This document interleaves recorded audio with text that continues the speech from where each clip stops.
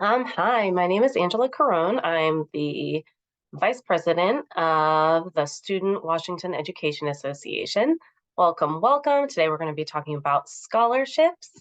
Um, and I think we'll just jump right into it. So here is, I'm going to share this.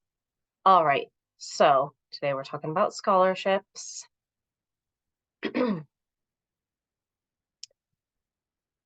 So my story will start.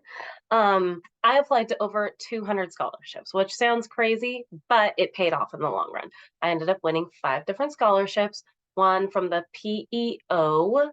It's a women's organization, one from my college, Western Governors University, one from the Daughters of the Pioneers of Washington, one from PDK Washington, which was through their international PDK where I applied, and then on bold.org. I ended up earning $9,300 in funds towards my graduate school. So starting, what to look for in a scholarship, I think that you should start with the narrowest field that you can possibly find. So I looked for ones that were specific to me. So I started with my major, education, and I looked for ones that were available in my state, the state of Washington. I looked for ones specific to my college. And then for me, I looked for one specific to my demographics. So I looked for myself, I looked for female, person of color. I'm half black, half white. So anything I could find that helped with that. If you have ones available through your employer or your parents' employer, that's also a great place to start. Um, so I also found there's all those ones for scholarships where they're like, all you have to do is fill out this in 3 easy steps.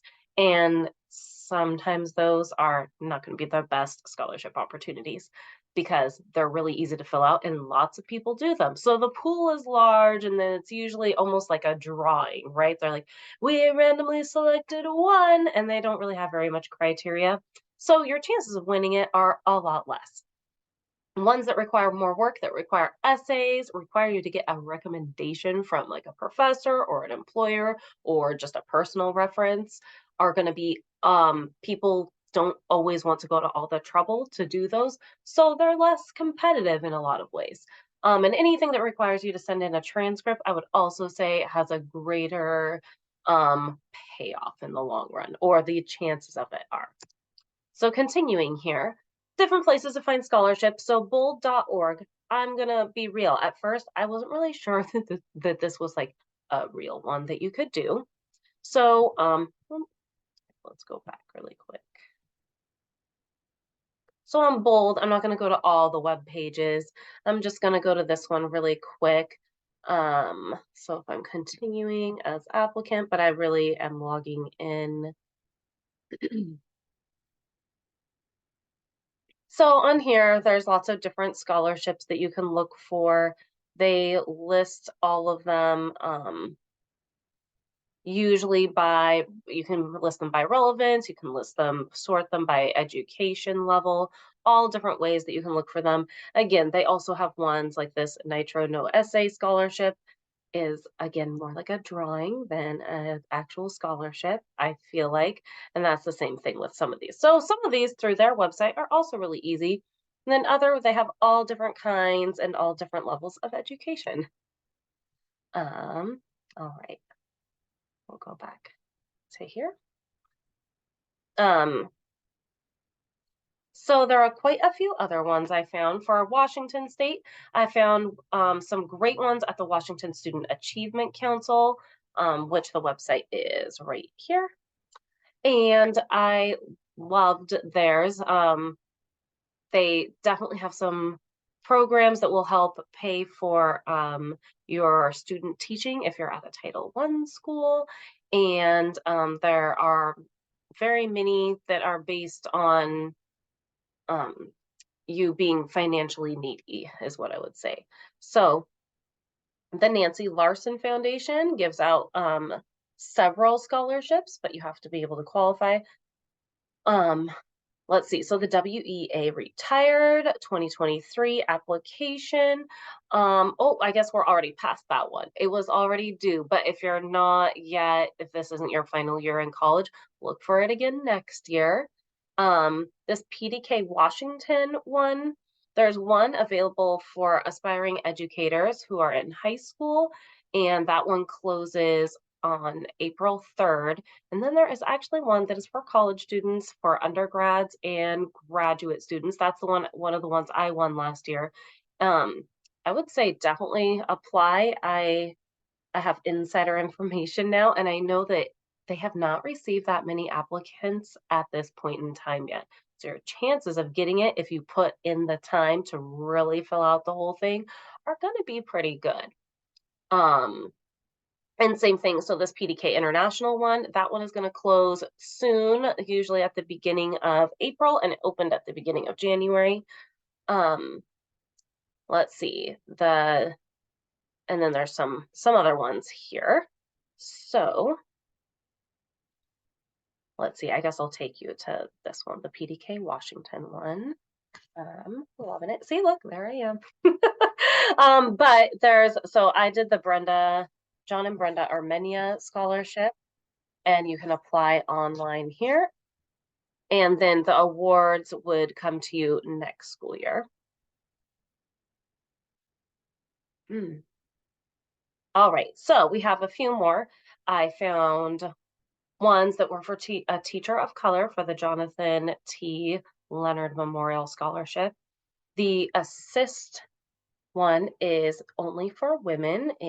Has a lot of different ones that you can apply for depending on your exact circumstances. I was able to do the Daughters of the Pioneers of Washington. You have to be able to establish that your descendants were residents of Washington before the year 1860s. So yeah, you have to look through records and everything. But if you think you qualify and you can prove it, that is a great one too. This PEO International. So this is one of the ones I got this one, this program for continuing education. This is an organization of women helping women reach for the stars. And they have quite a few different ones. They also have some loans that are very low interest rates if you don't end up getting any of their other scholarships. All right. Let's see. So going more into here, we have the ZNEF one. It is a Black sorority. So that is a great one for Black women as well.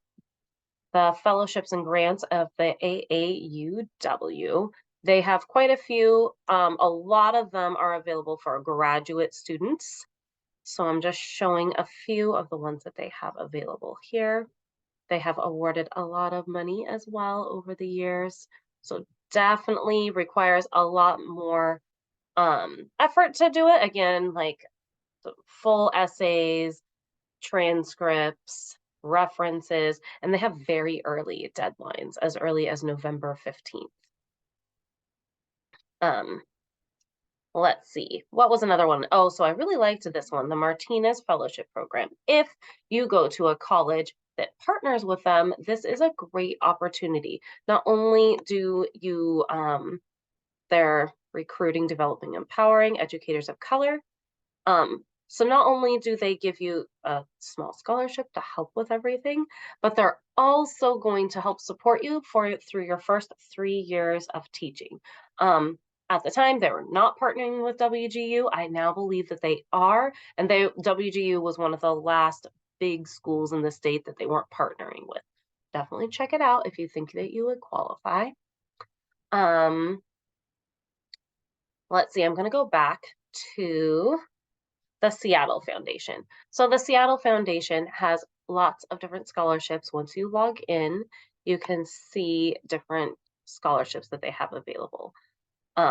There's different ways that they have to apply for them, but it's a nice place to come and see all of them in one spot. So you can kind of see how many different ones they have on their list.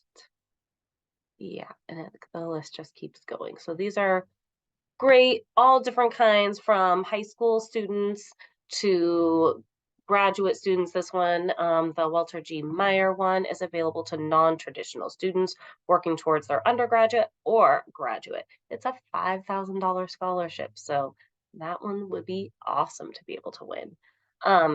Again, I think that many of these have great opportunities. The Jack Kinnaman Scholarship through the NEA will be another one that is only for educators, aspiring educators. So, being a teacher, wanting to be a teacher, is a great way to narrow it down. That is the same thing with any of these PDK ones. You have to be majoring in education in order to qualify. So creates a much smaller pool of applicants altogether. Um, so I think I kind of went through all of them. We will be sending out the this slideshow. All of these have links. I'm not going to go through all of them. I'll let you guys go through more of them on your own if you're interested in knowing more. Also, let me know if you have extras that you think should be added to this list.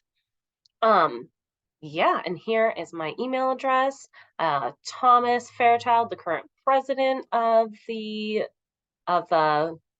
of SWEA, is on here, and then Brooke is on here as well, and she works for the WEA. She is a great contact if you have any questions. Um, yeah, so I'm going to let you guys go, and I hope you enjoyed the presentation. And again, feel free to email me if you want a copy of these slides, and I would be more than happy to send them to you. Thank you. Bye.